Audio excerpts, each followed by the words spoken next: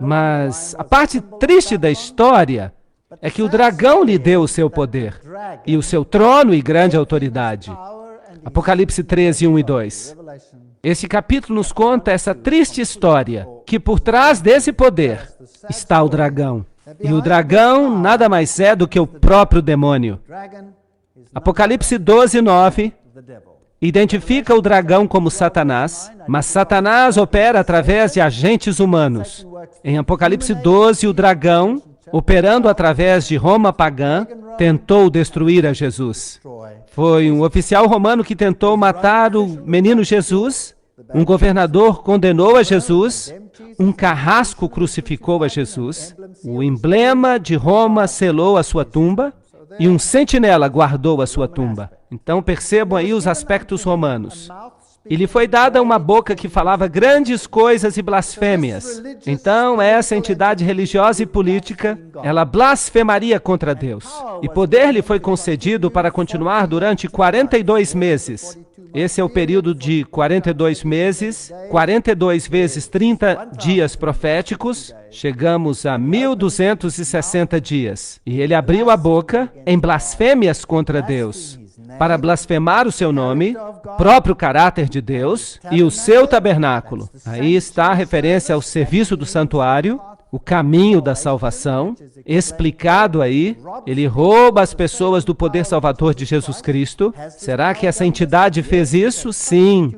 Ela colocou os santos e Maria e todo tipo de intermediários, até mesmo a própria igreja e os seus delegados, mediarem em favor do homem e aqueles que habitam no céu. Por isso eles blasfemam contra o próprio Deus. Apocalipse 13, 5 a 6. E lhe foi dado poder para que continuasse durante 42 meses. Apocalipse 13, 5. Então, faria isso abertamente, publicamente, durante aqueles 42 meses proféticos. 42 meses, 42 vezes 30, 1260 dias, um dia equivalendo a um ano. Eu lhes dei um dia por um ano, Ezequiel 4:6. E isso nos leva de volta à mesma história que nós encontramos em Apocalipse capítulo 11.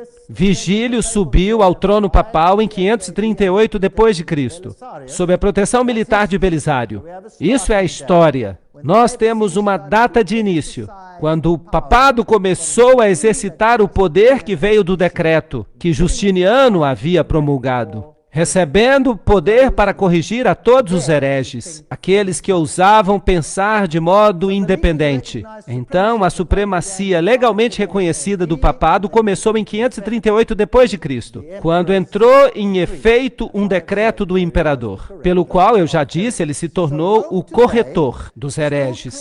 Então, Roma hoje ainda alega que ela deveria ser a única a determinar o que as pessoas deveriam crer, porque o Papa diz que é infalível em questões doutrinárias. Labanca, professor de História da Universidade de Roma, afirma que, depois da sucessão dos imperadores, veio a sucessão dos pontífices em Roma. Quando Constantino abandonou Roma, ele concedeu o seu trono ao pontífice. Isso se baseia no que eles chamam de as cartas de Constantino. Já foi provado que elas são falsas. Não obstante, essa é a história. A transferência da residência do imperador para Constantinopla foi um triste golpe no prestígio de Roma. E naquele momento poder-se-ia prever o seu declínio rápido, mas o desenvolvimento da igreja e a crescente autoridade do bispo de Roma, do Papa, lhe deram um novo fôlego de vida e fizeram dela, de novo, desta vez, a capital religiosa do mundo civilizado. Essa é a história romana de Abbott. Isso é um fato, história. A Bíblia diz, e lhe foi concedido fazer guerra contra os santos e derrotá-los, e poder lhe foi concedido sobre todas as tribos e línguas e nações. Aqui está uma declaração profética, que esse mundo controlaria que parte do mundo? Todo o mundo. Então, poder lhe foi concedido sobre os santos durante o período de 1260 anos, e esse poder conseguiu conquistar o mundo inteiro. A história de Stanley afirma o seguinte: os papas preencheram o lugar vazio dos imperadores de Roma, herdando seu poder, prestígio e títulos do paganismo. Constantino deixou tudo para o bispo de Roma. Isso não é inteiramente verdade. O papado nada mais é do que o fantasma do falecido Império Romano, que senta coroado sobre o seu túmulo. Então nós temos um imperador. Ele tem até o título de Pontifex Maximus, que costumava pertencer ao imperador de Roma. De fato, o Papa se tornou imperador de Roma. Está escrito no Western Watchman que a igreja perseguiu. Sim, a igreja não nega isso, que ela promoveu perseguições, que ela usou as penas mais severas, até mesmo a pena de morte. Ela executou essas penalidades, como se tivesse sido ferida de morte. Então, há aqui uma ferida mortal, e a sua ferida mortal foi curada. E uma parte do mundo ficou maravilhada após a besta. Oh, não está escrito assim. Está escrito, todo mundo se maravilhou após a besta. Agora, esta declaração aqui é muito interessante. Eu vi uma de suas cabeças como se ela tivesse sido ferida de morte. Algumas traduções dizem, parecendo ter uma ferida mortal. Há uma diferença entre parecia ou como se fosse e tinha uma ferida mortal? Sim ou não? Sim. Parecia ter uma ferida mortal. Mas parece que isso foi só para enganar. Apenas uma imitação de Jesus Cristo. Porque a palavra anticristo significa em lugar de Jesus Cristo. Então, sigam a linha de raciocínio. Esse sistema se colocou no lugar de Jesus como mediador.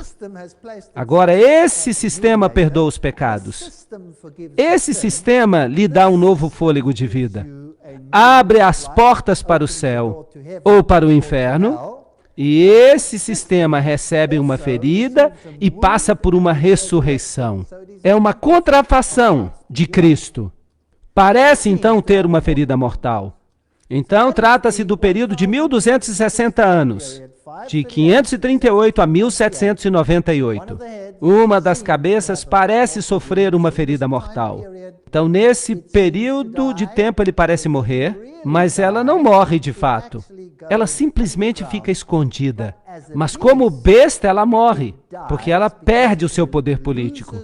E então ela vai receber de volta o poder político, e assim ocorre uma ressurreição. Ressurreição da besta. É isso que a Bíblia está dizendo. Então, em 1798, Berthier entra em Roma, ele dissolve o governo papal, Napoleão e o seu exército de maçons estabelecem um governo secular. Assim diz a Enciclopédia Americana. Berthier entrou em Roma no dia 10 de fevereiro de 1798 e proclamou a República, assim cumprindo essa profecia. Literalmente, a metade da Europa pensou que o veto de Napoleão seria obedecido e que o Papa e o Papado estariam mortos. Livro Papado Moderno, do reverendo Joseph Hickeby. Citar essa autoridade é quase que citar a Bíblia. Então, exatamente 1260 anos, o assassinato de um francês em Roma em 1798 deu aos franceses uma desculpa para entrar em Roma. A história eclesiástica diz que levaram o Papa para o exílio e a besta recebeu uma ferida mortal.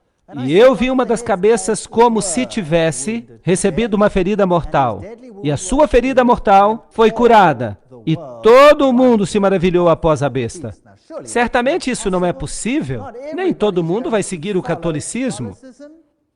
Apocalipse 13, 3. Esta é a questão que a gente deve perguntar, se eles vão seguir. Aqui está um artigo da Crônica de São Francisco, dizendo que o Vaticano fez paz com a Itália. E ambos os lados assinaram com muita cordialidade e a ferida foi curada. Entre os dois. Apocalipse 13, 7. E poder lhe foi dado sobre todas as tribos, e línguas e nações. Isso é assustador. Roma vai controlar o mundo inteiro. É isso que está sendo dito. Então, um poder religioso universal controlando a consciência de todo mundo. É isso que a profecia fala. E eles adoraram o dragão. Se você seguir esse sistema, mesmo sem querer, você vai estar adorando o dragão, pois ele deu o poder à besta. Isso é um disfarce. Jesus Cristo foi substituído por esse sistema de anticristo, algo que ficou no lugar de Cristo. E adoraram a besta. Então a besta recebe adoração, E é como se houvesse aqui um sistema de pai e filho, dizendo: quem é semelhante à besta? Quem é capaz de fazer guerra contra ela? Se você se opõe, você será destruído pela guerra? Provavelmente. E abriu a sua boca em blasfêmia contra Deus, para blasfemar contra o seu nome e o seu tabernáculo. Nós já falamos sobre o tabernáculo, trata-se do ministério de Cristo e aqueles que habitam no céu.